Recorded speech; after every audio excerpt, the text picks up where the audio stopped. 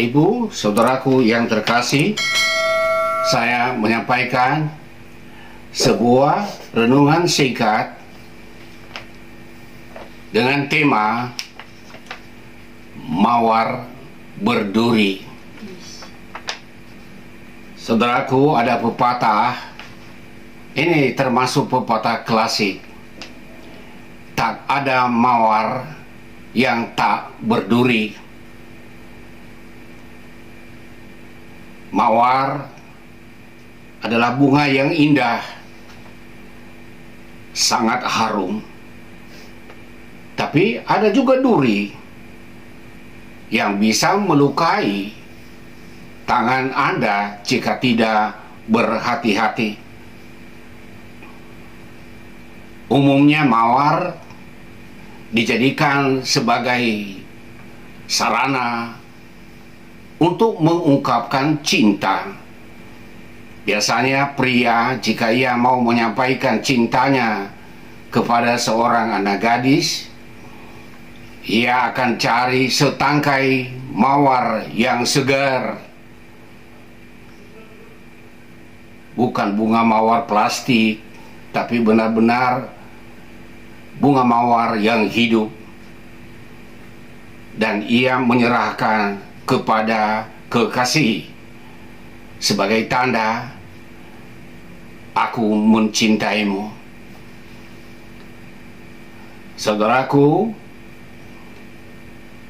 jika kita bertanya, siapakah yang menciptakan mawar berduri?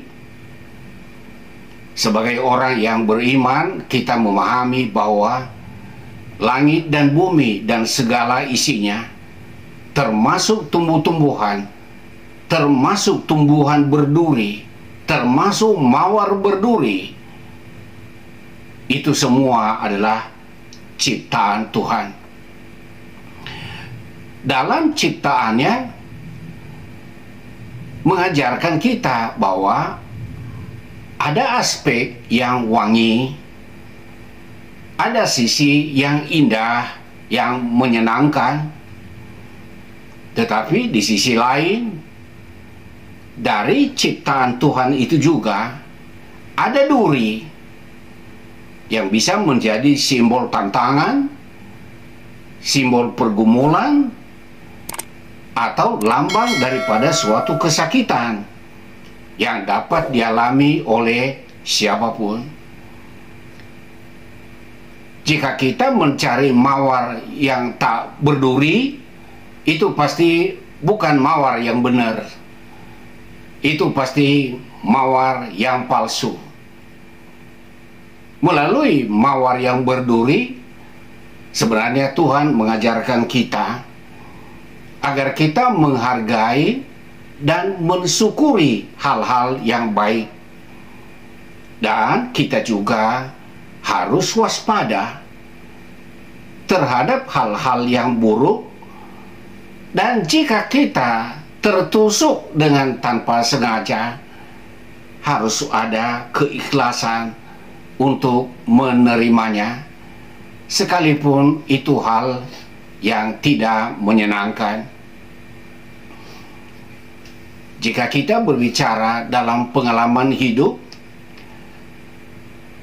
kita semua pasti mengharapkan hal-hal yang indah, hal-hal yang menggembirakan, dan tentu tidak ada seorang pun di antara kita yang ingin mengalami hal-hal yang buruk.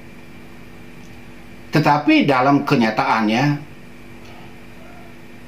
ada saatnya kita tidak dapat memilih, atau kita tidak dapat menolak. Seperti orang bilang bahwa hidup manusia itu bagaikan perahu yang ada di atas gelombang laut. Tidak ada laut yang tak bergelombang. Tetapi seorang nakoda perahu, ia lincah dan tahu bagaimana cara membawa perahunya agar bisa melewati ombak dan badai dan ia tidak terbalik.